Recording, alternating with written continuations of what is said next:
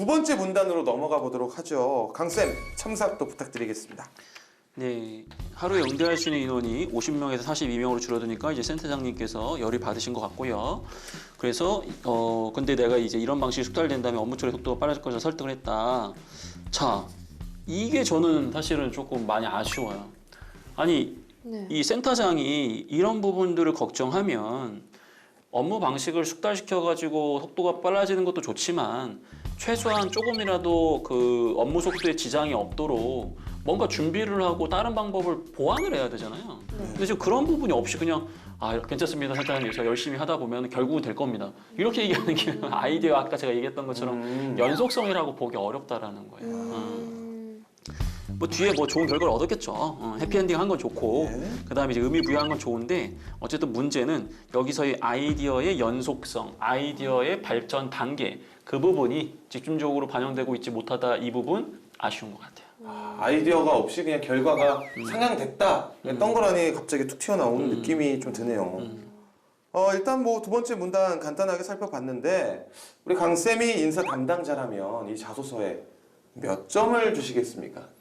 50점 만점입니다. 50점 만점?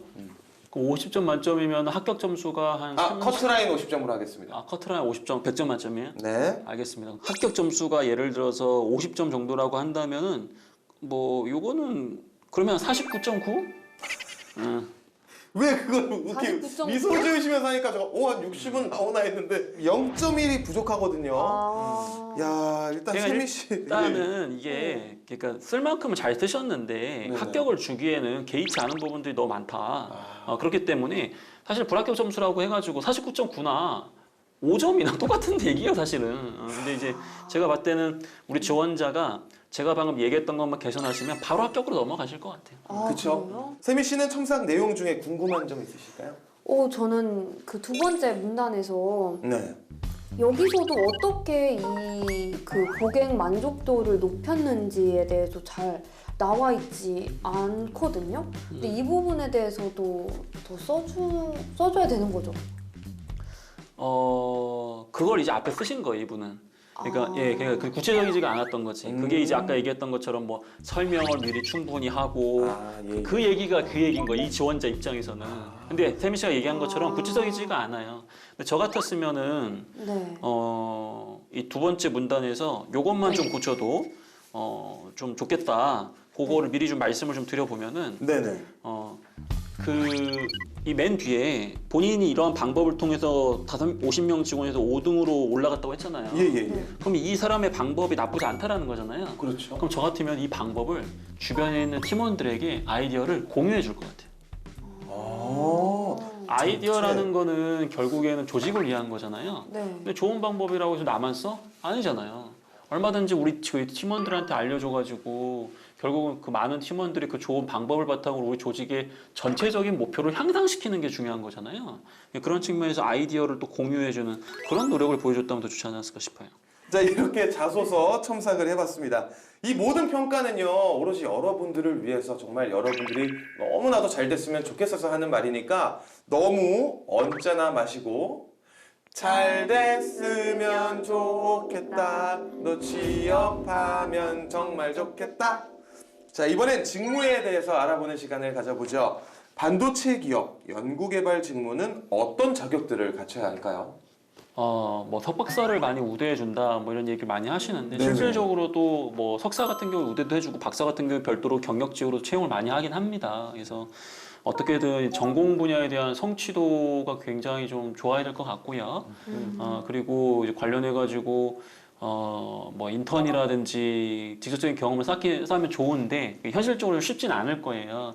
근데 최근에는 이제 반도체 관련해서는 정부에서도 굉장히 밀어주는 산업이다 보니까 협회라든지 관련된 교육들을 굉장히 많이 하고 있어요. 그래서 그런 교육을 통해서 직접적으로 이제 실습을 할 수 있는 또 그런 기회들을 얻을 수 있을 때가 있기 때문에 그러한 부분들을 조금 더 관심 있게 좀 보시고 참여해 주시는 거 좀 제안드리고 싶어요.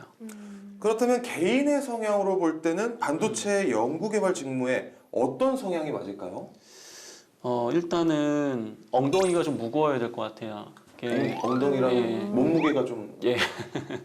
기본적으로는 이 연구개발 분야라는 건 어떻게 보면은 기존에 없는 거, 새로운 것들을 만들어내야 되는 거잖아요. 예. 그러기 위해서는 임계치를 돌파하기 위해서 그 끊임없는 시도와 그리고 본인이 연구하는 분야에서 진짜 끝까지 가봐야 돼요. 아, 진짜 끝까지 가봐야 되거든요. 욕심. 네, 그러다 보니까 약간 서양적인 측면에서 그런 엉덩이가 무거운 약간 그러한 좀 부분들도 좀 필요하지 않을까 말씀드리고 싶네요. 좋습니다. 네. 네, 그럼 삼동 친구는 지원 직무에 맞게 어떤 부분을 보완하면 좋을까요? 일단은 이건 지금 SK 이제 하이닉스라는 반도체 기업에 지원한 거고 또 삼동 학생 같은 경우에는 또 이제 뭐 디스플레이 쪽으로도 이제 지원을 하려고 하시는 것 같은데 네.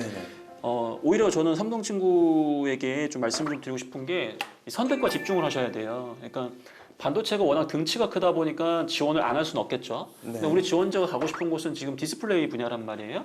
근데 디스플레이 분야도 굉장히 큰 산업이지만 반도체에 비해서는 이제 기업이 많이 없기 때문에 지원할 수 있는 데가 굉장히 제한적이에요. 근데 영역이 좀 다르다 버리니까 우리 지원자가 좀 약간 분산될 수 있겠다는 생각이 드는데 일단은 본인이 정말 관심 있는 것이 디스플레이라면 그쪽 산업에 관련된 일관된 노력을 좀 더 해주시는 게 좀 더 필요해 보인다. 그리고 그걸 갖고 또 전공에 대한 이해도가 있기 때문에 그걸 갖고 이제 반도체에 지원하시면 되는 거거든요. 네. 그래서 약간 선택과 집중을 명확하게 하셔가지고 거기에 자원을 좀 더 전략적으로 쏟아내시면 좋겠다. 좋습니다. 자, 이번엔 저희가 직접 자소서를 다시 써보도록 할게요. 강쌤이 뽑은 광탈의 원흉은 아까 전에도 말씀하셨지만 바로 이 부분입니다.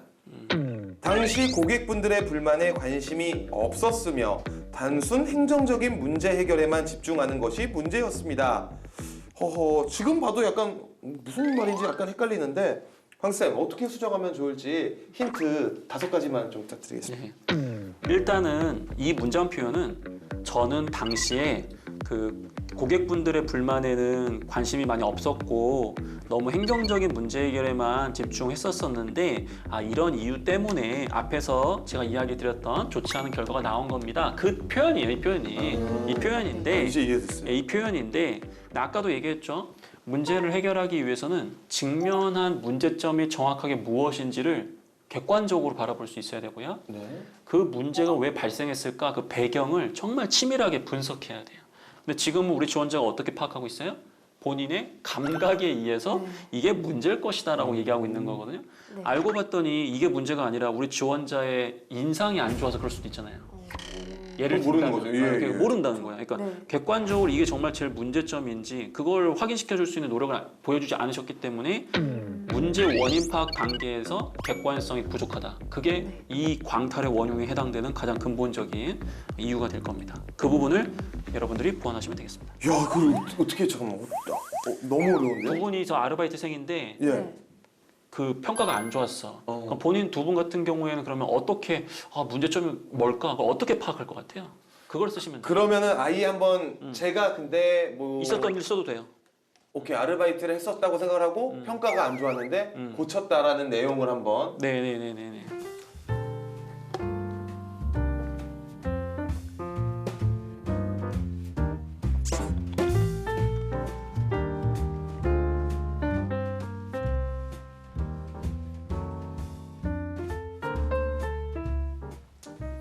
가보겠습니다.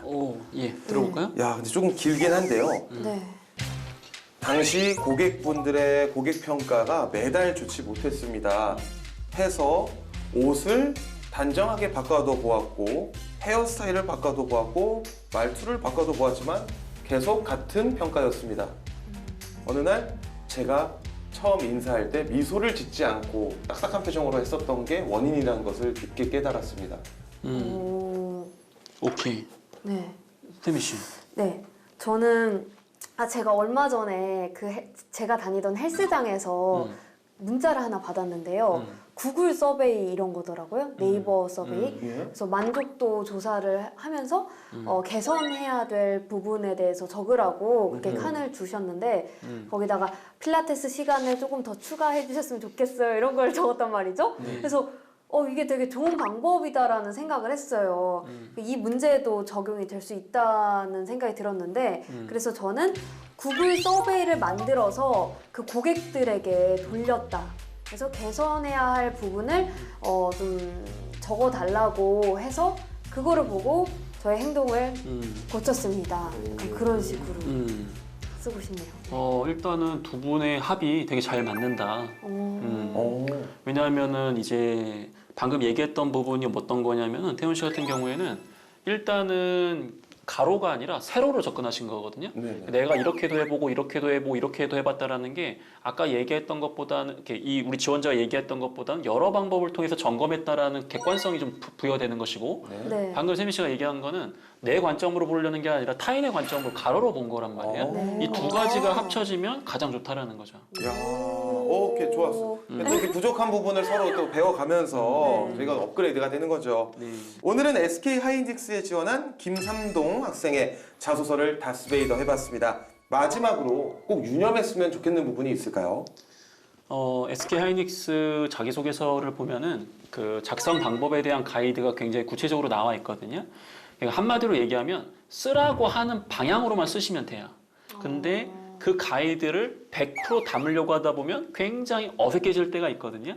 그런 것들은 좀 톤을 맞추셔가지고 접근해 주시면 좋겠다. 그 말씀 한번 드려봅니다. 네, 좋습니다. 세미 씨는 오늘 어떠셨어요? 네, 저는 오늘 자소서 질문도 조금 어려웠고 그리고 좀 답변도 좀 분석하는 것도 어려웠는데 다음번에는 조금 더 잘하도록 하겠습니다. 아, 근데 진짜 엄청 많이 늘지 않았습니까? 네. 예, 아니 저.